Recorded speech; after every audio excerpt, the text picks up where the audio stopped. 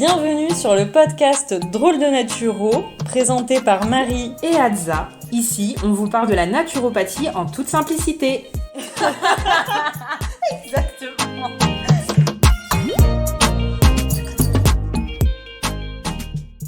Bonjour à tous, bienvenue sur le podcast Drôle de Naturo. Salut Hadza. Hello Marie, comment ça va? Ça va et toi? Eh ben ça va très bien et je suis ravie de vous retrouver cette semaine pour un nouveau sujet passionnant. Marie, dis-nous tout, de quoi on va parler? Aujourd'hui, on va parler des désordres féminins au niveau génital.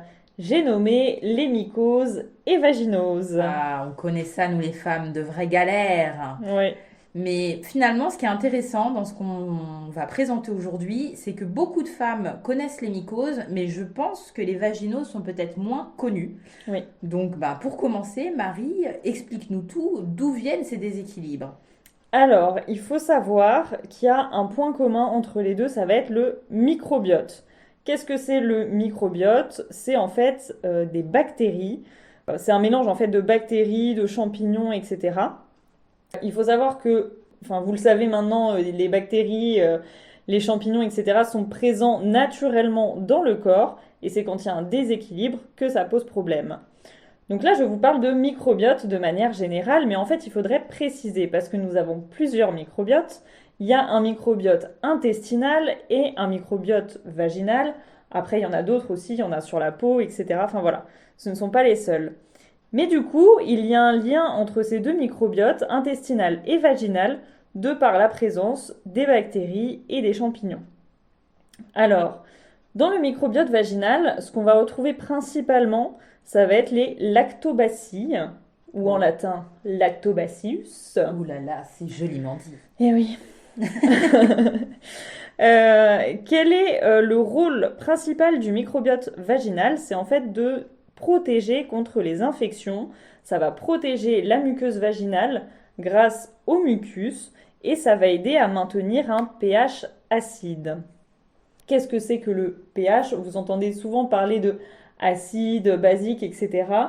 En fait, il faut savoir que le pH, c'est une échelle qui va de 0 à 14. Vous avez au milieu le 7 qui est neutre. Tout ce qui est en dessous de 7, ça va être acide. Tout ce qui est au-dessus de 7, ça va être basique. Voilà, je ne rentre pas dans les détails chimiques de molécules, etc., etc. Mais globalement, c'est ça, c'est acide ou basique. Donc on est soit l'un, soit l'autre. En l'occurrence, le microbiote vaginal est acide. Et qu'est-ce qui va influencer ce microbiote vaginal, Hadza?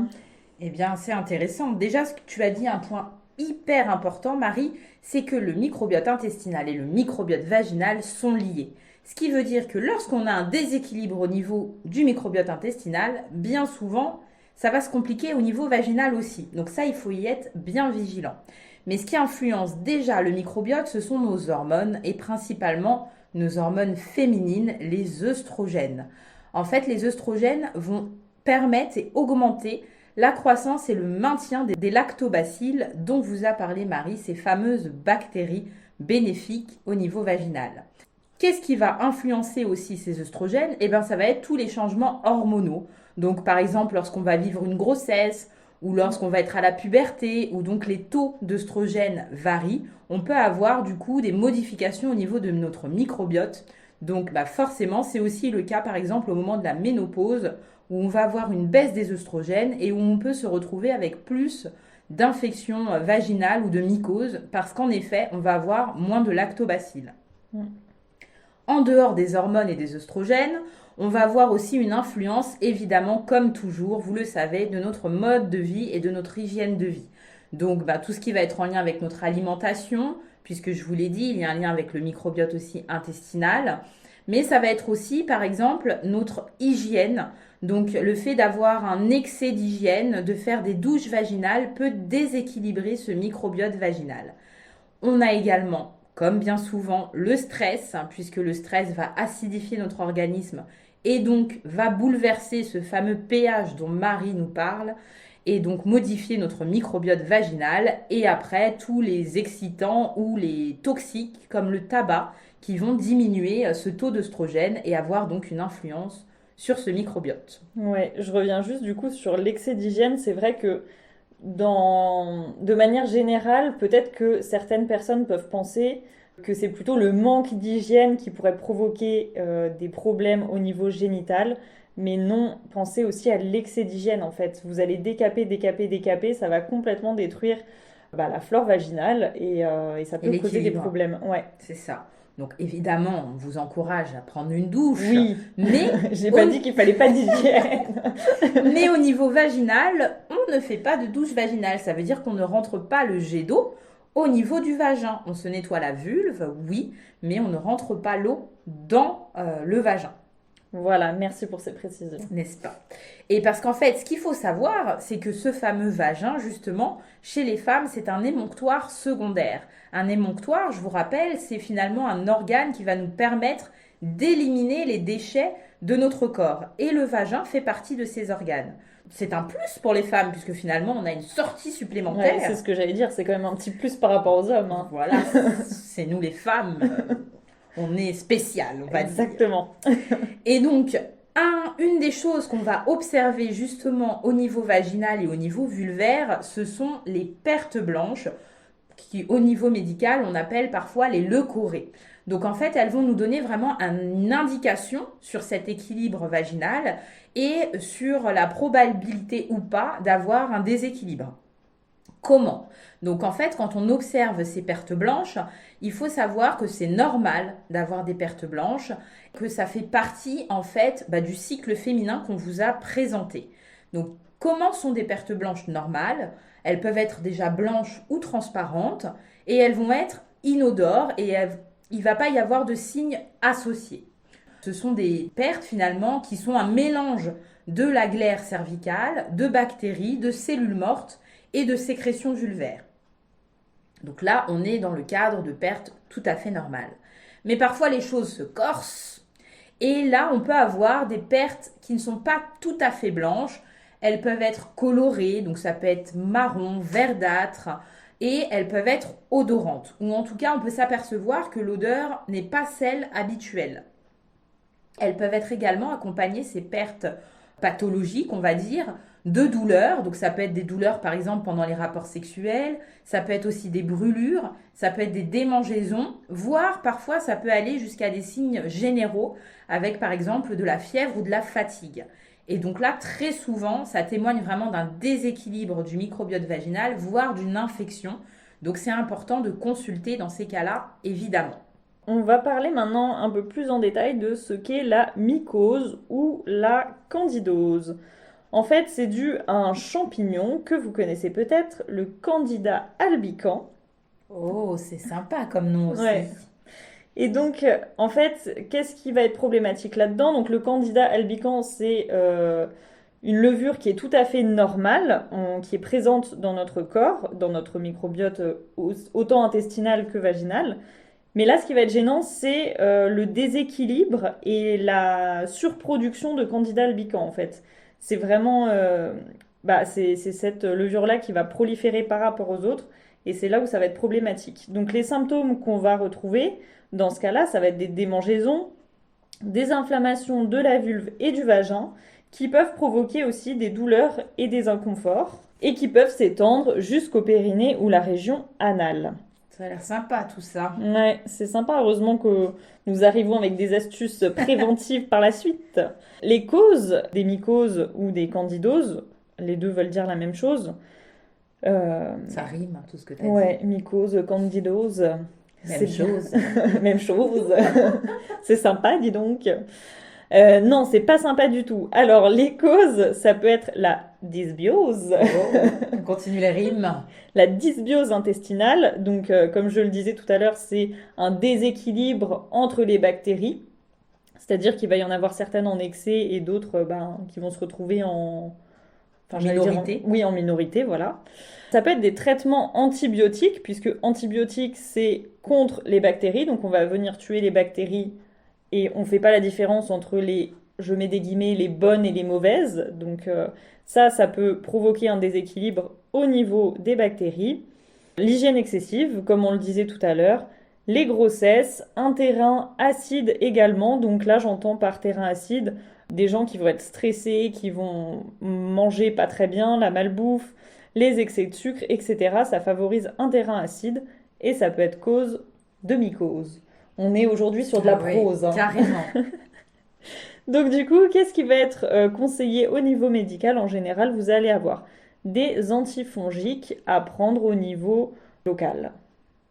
Oui, le Voilà, plus souvent, c'est au niveau local. le Ça plus. arrive que ce soit Exactement. oral, mais c'est quand même souvent local.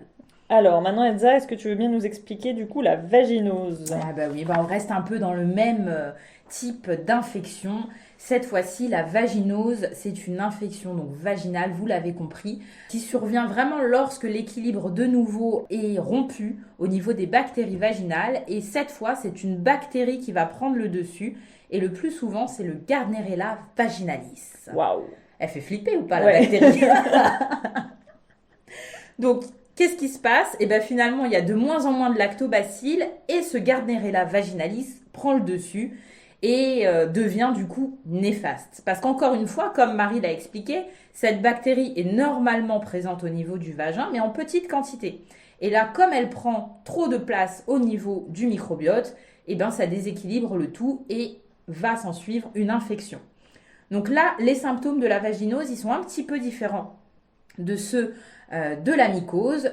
Donc la caractéristique de la vaginose, c'est donc principalement l'odeur de poisson.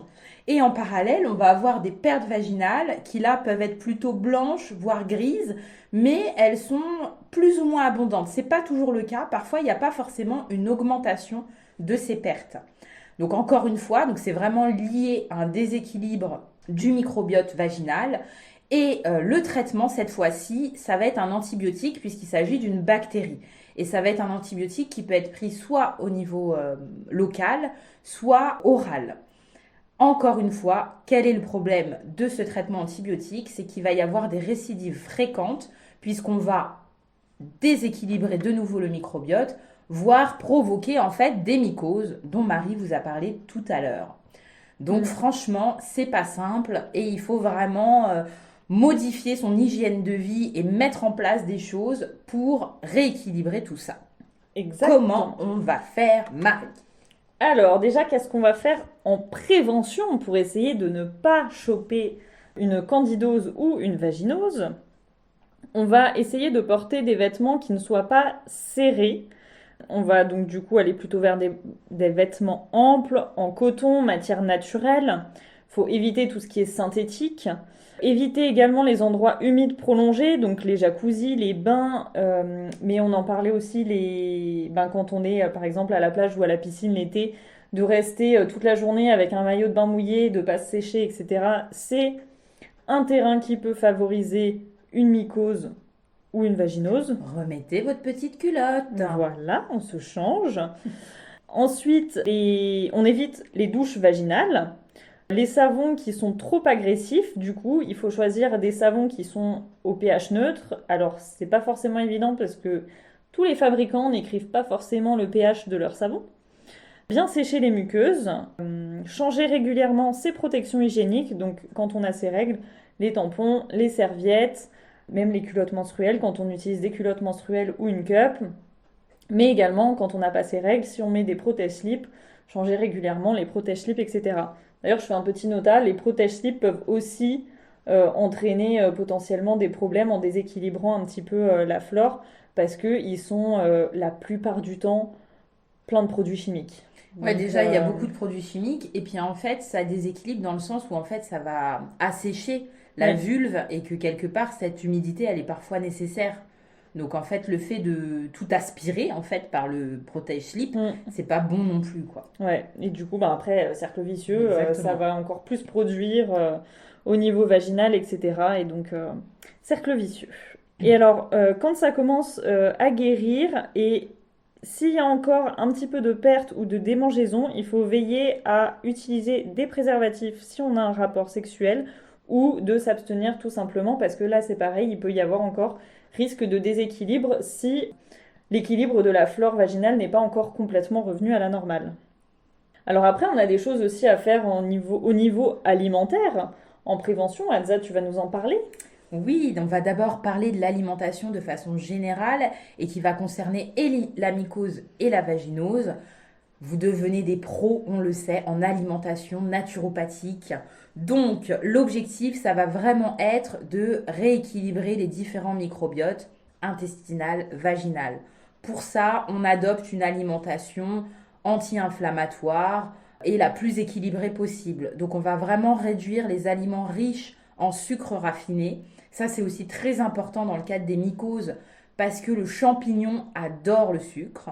Et on va également limiter tout ce qui est acides gras saturés au profit, évidemment, des oméga 3 qui sont anti-inflammatoires et qui vont donc limiter cette prolifération et ce déséquilibre. Ouais. Les acides gras saturés, on le rappelle, qui sont entre guillemets les mauvaises graisses, enfin celles qu'il faut C'est ça, celle qu'on va limiter. plutôt trouver dans les Ouais. aliments industriels, Voilà. le beurre, La les viandes charcuterie. rouges, voilà. Donc à prendre occasionnellement. Ensuite, on va également limiter tout ce qui est aliments acides et acidifiants. Donc, ça fait partie de ceux qu'on vient de citer, mais également la viande rouge, les produits laitiers, les excitants et tout ce qui est céréales raffinées.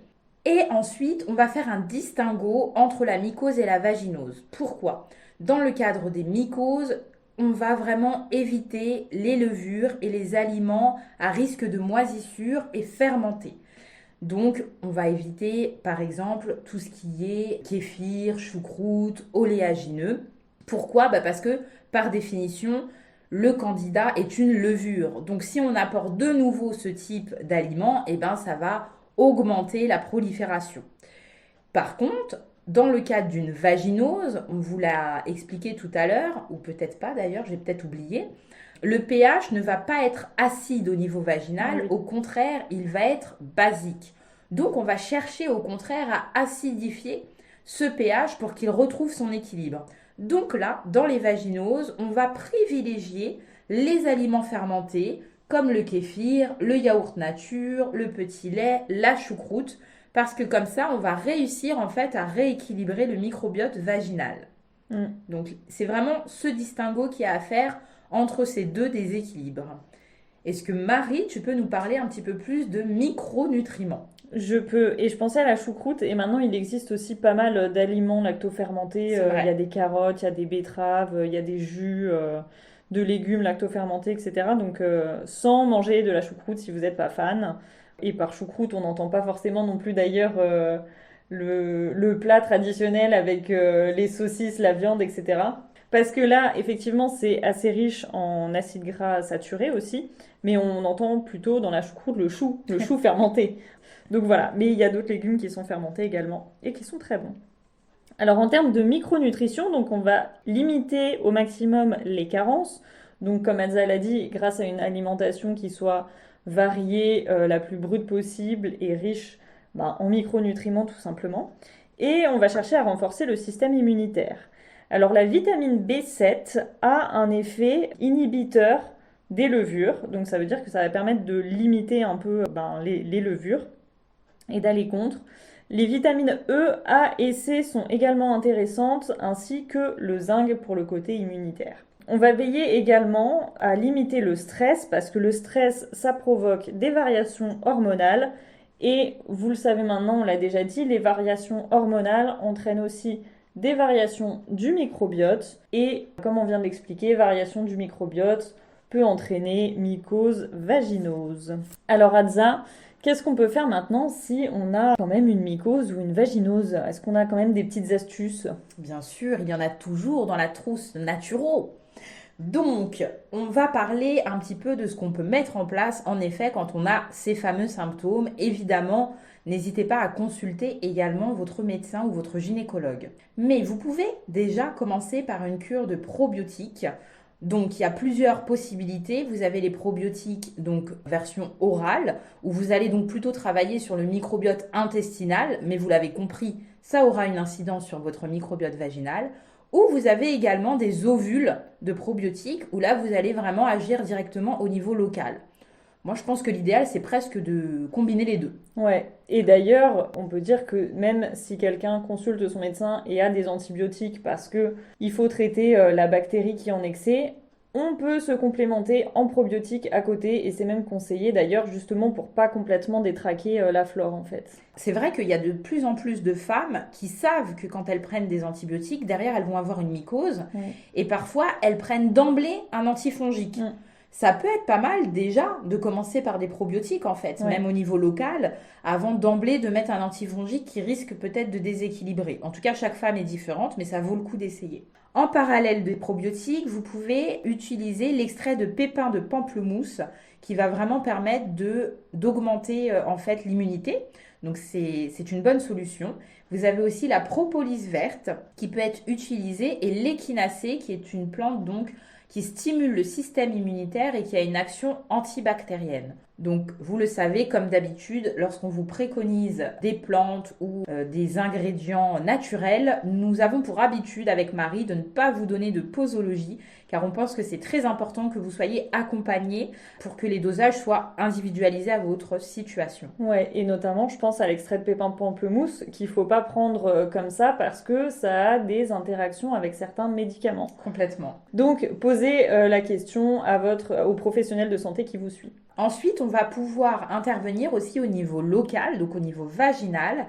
Pour ça, on a certaines huiles qui ont une action antifongique et antibactérienne. Donc déjà, en huile végétale, vous avez l'huile de coco et de jojoba qui ont ces actions, auxquelles vous pouvez ajouter en fait de l'huile essentielle de titri, puisqu'elle a aussi une action antifongique et antibactérienne. Donc encore une fois, ne faites pas l'apprentie sorcière, faites-vous accompagner, surtout au niveau vaginal, c'est une muqueuse, donc c'est quand même quelque chose qui arrive facilement dans le sang et en même temps, c'est fragile.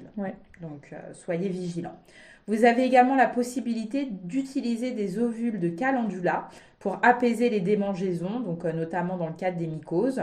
Donc ça, c'est des préparations qui sont faites en pharmacie que vous pouvez trouver et qui sont très efficaces. Mais d'ailleurs, même pour les probiotiques, très souvent, il y a des mélanges qui sont faits de probiotiques en pharmacie directement, ciblés sur le microbiote vaginal. C'est vraiment des probiotiques sous forme d'ovules, en fait, que vous pouvez directement mettre au niveau local. Donc, voilà pour tout ce qui est solution naturelle autour des mycoses et des vaginoses. Marie, est-ce que tu as quelque chose à ajouter ? Non, nous avons terminé cette prose. Oh, sympa. Merci beaucoup, Marie. Merci, j'ai dit. Merci beaucoup, Marie. Et merci à toi, Adza. Et puis, on se retrouve dans 2 semaines. N'hésitez pas à commenter le podcast si votre plateforme d'écoute le permet, à nous rejoindre sur notre compte Instagram pour interagir avec nous. Et on vous souhaite une belle semaine. À bientôt. Au revoir. Merci à tous pour votre écoute. On se retrouve dans 15 jours et en attendant, prenez soin de vous et n'oubliez pas que l'équilibre, c'est la clé. À bientôt.